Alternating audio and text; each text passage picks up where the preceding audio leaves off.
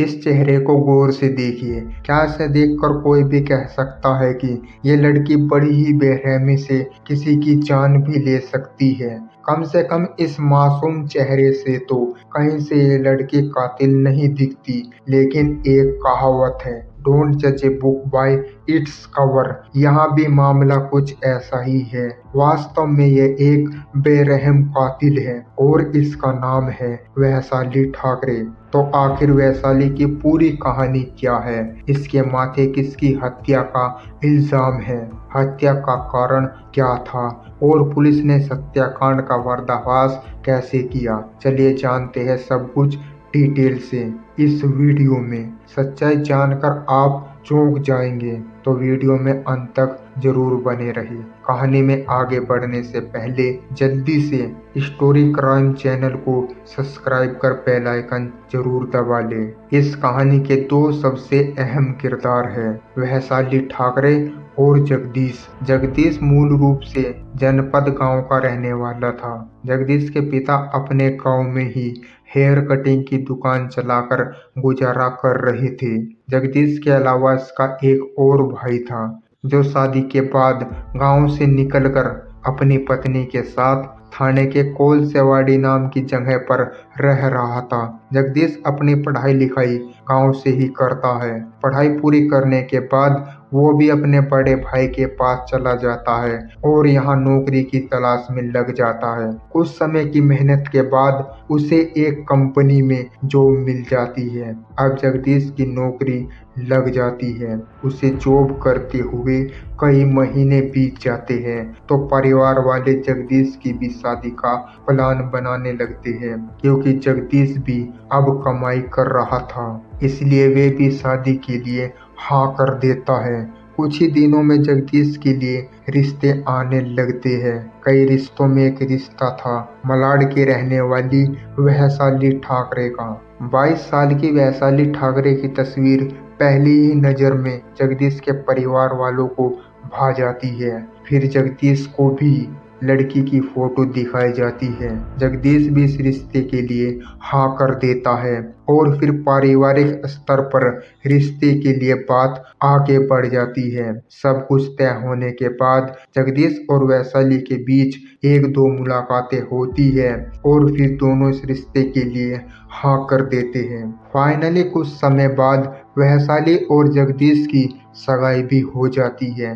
जैसा कि अमूमन होता है, सगाई के बाद जगदीश और वैशाली भी आपस में फोन पर बातचीत करने लगते हैं और धीरे धीरे एक दूसरे को समझने का प्रयास करने लगते हैं। इस तरीके से लगभग 6 महीने तक दोनों का रिश्ता चलता रहता है। अब फाइनली वो दिन भी आ गया था जिसका वैशाली और जगदीश बेसब्री से इंतजार कर रहे थे। 29 दिसंबर 2018 वैशाली और जगदीश 7 जन्मों के लिए एक दूसरे के हो जाते हैं। मगर क्या यह सच में 7 जन्मों का बंधन था? ये बिल्कुल नहीं था, क्योंकि शादी के कुछ ही दिनों बाद अब वैशाली का रूप देखने को मिलता है जिसमें अब तक जगदीश अनजान था। शादी के बाद जगदीश अपनी पत्नी को लेकर कोलसावाड़ी में परिवार के साथ फ्लैट में ही रहने लगता है। मगर यहाँ दोनों पति पत्नी लंबे समय तक नहीं रह पाते, क्योंकि अब आए दिन दोनों के बीच छोटी छोटी बातों को लेकर लड़ाई होने लगती है। शुरू में जगदीश के परिवार वाले बहू को समझाने की कोशिश करते हैं, मगर वो समझने की बजाय इस परिवार से अलग रहने की जिद करने लगती है। जगदीश सोचता है कि शायद परिवार से अलग रहेंगे तो पत्नी से झगड़ा नहीं होगा।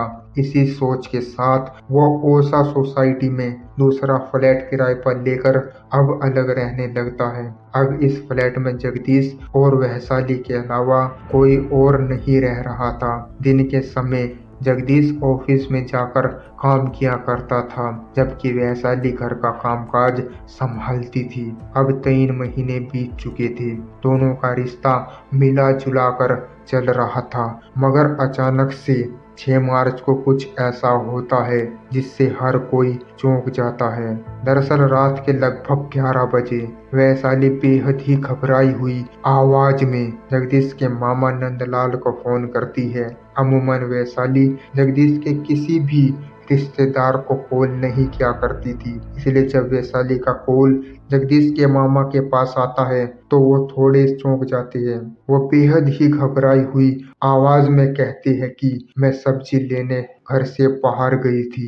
अभी जब घर के अंदर आई हूँ तो देख रही हूँ कि घर का सारा सामान बिखरा पड़ा हुआ है और यहीं पर जगदीश बेहोश पड़ा है। आप जल्दी से आ जाइए। इतना सुनते ही जगदीश की माँ अपने कुछ और करीबी रिश्तेदारों और पड़ोसियों को लेकर भागते हुए जगदीश के फ्लैट पर आते हैं। यहाँ देखकर सच में लग रहा था कि घर में चोरी हुई है और इसी दौरान चोरों ने जगदीश की हत्या करने का प्रयास किया है। वहाँ पर मौजूद लोग देखते हैं तो पता चलता है कि जगदीश की सांस अभी भी चल रही है, इसलिए तुरंत जगदीश को लेकर ये लोग पास के अस्पताल में जाते हैं, मगर गंभीर हालत को देखते हुए जगदीश को रेफर कर दिया जाता है। अब लोग जगदीश को लेकर रुक्मणी बाई अस्पताल लेकर जाते हैं, पर यहाँ आते ही जगदीश को मृत घोषित कर दिया जाता है। साथ ही अस्पताल प्रशासन द्वारा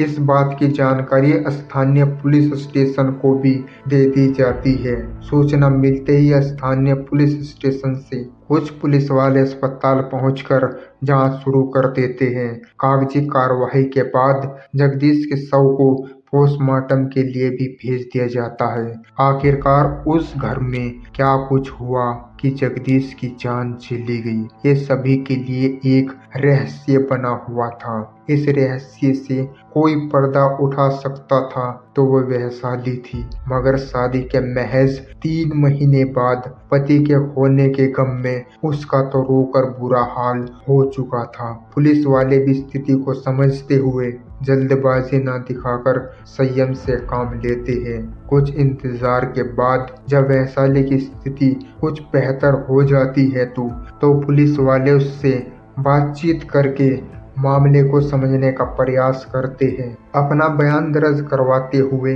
वैशाली कहती है कि जगदीश देर शाम अपने काम से लौटने वाले थे, तभी उसने जगदीश को फोन करके बताया था कि घर में सब्जी खत्म हो गई है, तुम बाहर से लेते आना।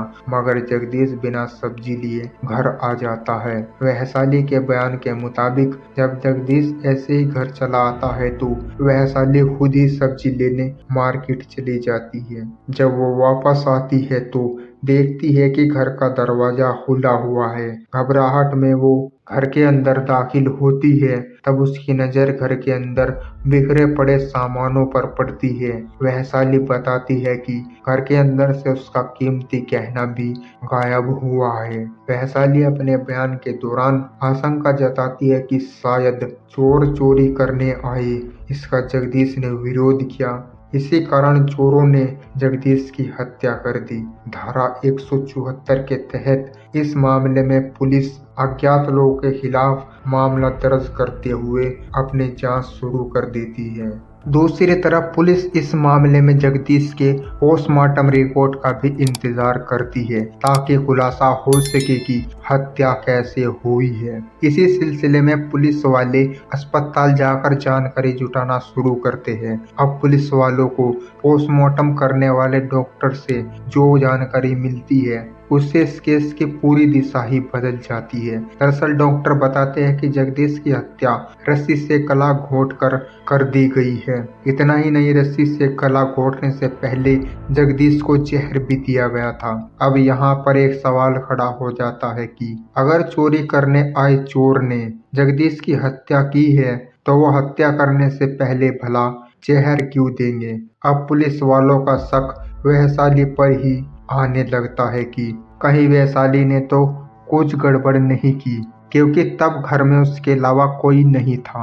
इसी शक के आधार पर पुलिस वाले एक बार फिर से वैशाली से पूछताछ करने का फैसला करते हैं। शुरू में वो अपने पुराने बयान पर टिकी रहती है और चोरी और चोरों द्वारा हत्या वाली थ्योरी पर ही टिकी रहती है, मगर जब पुलिस वाले कुछ शक्ति दिखाकर पूछताछ करते हैं तो वैशाली चौंका देने वाला खुलासा करती है। दरअसल जब जगदीश की सगाई हुई थी तब ये रिश्ता वैशाली को भी पसंद था, मगर जब सगाई के कई महीने बीत जाते हैं तो वैशाली का मन जगदीश से भर जाता है। मन भरने की वजह जगदीश का सिंपल होना था। वैशाली चाहती थी कि जगदीश भी फैंसी कपड़े पहने पार्टियों में आए जाए और उसे हमेशा घुमाने ले जाए, मगर जगदीश सादा जीवन जीना पसंद करता था। जब वैशाली देखती है कि जगदीश का पहनावा और लाइफ स्टाइल उसकी पसंद के अकॉर्डिंग नहीं हो रहा है, तो वह शादी के लगभग 20 दिन पहले जगदीश से कहती है कि वो ये शादी नहीं करना चाहती, क्योंकि वो अपना करियर बनाना चाहती है, फिर उसके बाद शादी करेगी। इस बात की जानकारी जगदीश अपने परिवार वालों को देता है। फिर जगदीश के परिवार वाले वैशाली के परिवार वालों से इस बारे में बात करते हैं। जब वैशाली से उसके माँ बाप पूछते हैं तो वो कहती है कि ऐसा कुछ नहीं है, वो शादी के लिए तैयार है। अब एक बार फिर से दोनों परिवारों में शादी की तैयारियां होने लगती है, मगर शादी से 3 दिन पहले एक बार फिर वैशाली जगदीश से कहती है कि अब भी वो ये शादी नहीं करना चाहती। अगर जबरदस्ती उसकी शादी हुई तो वो अपनी जान दे देगी। इस पर जगदीश एक बार फिर से परिवार वालों से बात करता है और वो भी शादी को रोकने के लिए तैयार हो जाता है, मगर फिर पारिवारिक स्तर पर बातचीत होती है। करीबी रिश्तेदारों द्वारा एक पंचायत भी बुलाई जाती है, जिसमें एक बार फिर से शादी के लिए बात बन जाती है, मगर वैशाली ने शादी के बाद जीवन समाप्त कर लेने की धमकी दी थी। इसलिए पंचायत के दौरान ही लिखित में तय किया जाता है कि अगर शादी के बाद वैशाली अगर अपना जीवन खुद ही समाप्त करती है तो उसकी जिम्मेदारी जगदीश या उसके परिवार वालों की नहीं होगी। इस तरह पारिवारिक स्तर पर समझौते के बाद ये शादी हो जाती है। पुलिस पूछताछ के दौरान वैशाली ये भी खुलासा करती है कि भले ही उसकी शादी उसकी मर्जी के खिलाफ हुई थी, मगर वह शादी के बाद भी जगदीश से छुटकारा पाने के प्लान में लगी रहती है। और इसी क्रम में एक दिन जब जगदीश काम से वापस आता है तो वो पहले उसके खाने में जहर मिला देती है। खाना खाने के कुछ देर बाद जगदीश की तबीयत खराब होने लगती है। कुछ ही देर बाद जगदीश बेहोश हो जाता है। जगदीश के बेहोश होने पर वैशाली पास में रखी एक मजबूत रस्सी से जगदीश का गला घोंट देती है और तब तक उसका गला घोंट के रखती है जब तक कि जगदीश की सांस नहीं थम जाती। जब वैशाली को यकीन हो जाता है कि जगदीश मर गया है तो फिर वो पहले घर से कीमती सामान गायब करती है। घर के सभी सामान को इधर उधर बखेरती है ताकि लूटपाट जैसा माहौल बनाया जा सके, और फिर सब्जी लाने के बहाने घर से निकल जाती है। थोड़ी देर बाद घर के अंदर दाखिल होकर जगदीश के मामा को फोन करके अपनी बनी बनाई कहानी सुनाना शुरू करती है, मगर आखिरकार पुलिस के सामने उसकी सारी चालाकी फेल हो जाती है। पुलिस के सामने एक और खुलासा होता है कि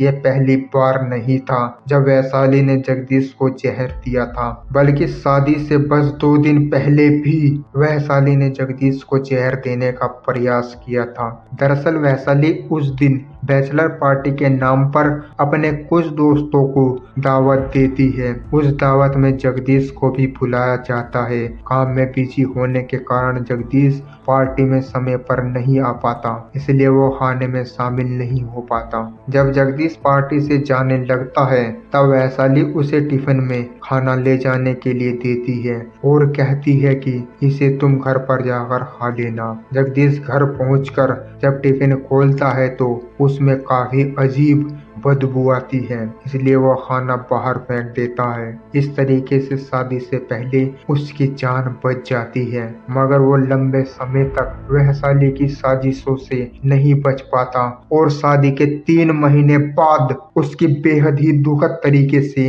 मौत हो जाती है। हत्या का कारण केवल इतना था कि वैशाली को मॉडल टाइप के लड़के पसंद थे, जबकि जगदीश चमक धमक से दूर सिंपल जीवन जीने वाला लड़का था। इस पूरे खुलासे के बाद पुलिस वैशाली को गिरफ्तार करके जेल भेज देती है।